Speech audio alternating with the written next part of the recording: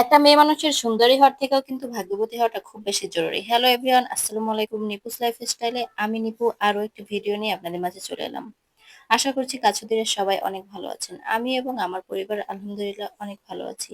আজকে কিন্তু সকাল থেকে ভিডিওটি শুরু করেছি। আপনাদের ভাইয়া সকাল সকালে কিন্তু বেশ কিছু বাজার নিয়ে এসেছে। এখানে কিন্তু ঢেঁড়স আছে, পাট শাক আছে, আর বাচ্চাদের জন্য কিছু ফল নিয়ে আসলো, আপেল আছে, আর হচ্ছে একটা লাউ নিয়ে আসছে। আমার বাচ্চারা লাউ খেতে ভীষণ পছন্দ করে।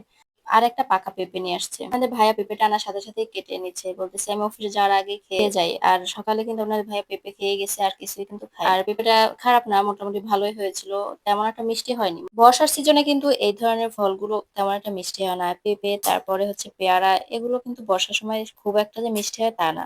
এগুলো কিন্তু শীতের সময় বেশ ভালোই মিষ্টি হয়। বাজারগুলো গুছিয়ে রেখে বাসার টুকটাক কাজ করে কিন্তু রান্নাঘরে চলে এলাম। আর এদিকে কিন্তু পাবদা মাছ রান্না করছি। পাবদা মাছগুলো কিন্তু হাতে মেখেই রান্না করছি। আর আমি সবসময়ের জন্য হাতে মেখে কিন্তু ম্যাক্সিমাম রান্নায় বসিয়ে দিই।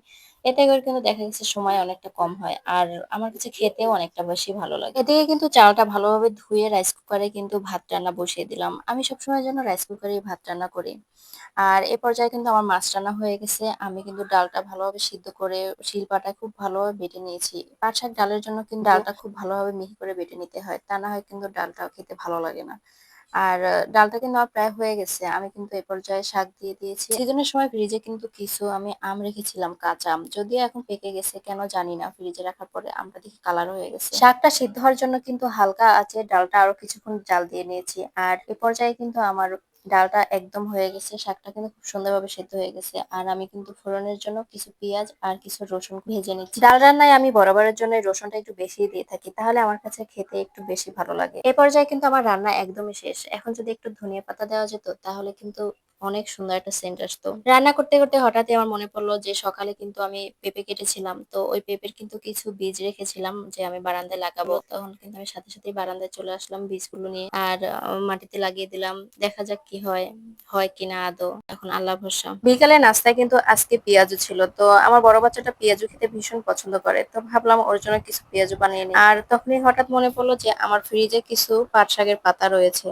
আর এতটা অল্প পরিমাণ রয়েছে যে আমি এই শাকগুলো রান্নাও করতে পারবো না আর ভাজিও করতে পারবো না। তখন ভাবলাম যে এটা দিয়ে পকোড়া করে ফেলি।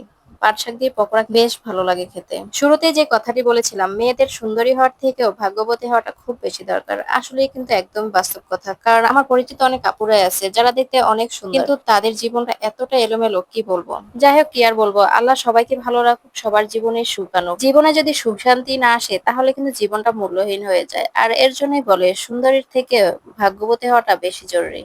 ভিডিওটি কিন্তু একদম শেষ পর্যায়ে। এখনো যারা কন্টিনিউ আমার ভিডিওটি দেখছেন তাদেরকে অসংখ্য ধন্যবাদ। আজকের মতো এখানেই বিদায় নিচ্ছি। সবাই ভালো থাকবেন, সুস্থ থাকবেন। আমার জন্য, আমার পরিবারের জন্য দোয়া করবেন। আসসালামু আলাইকুম।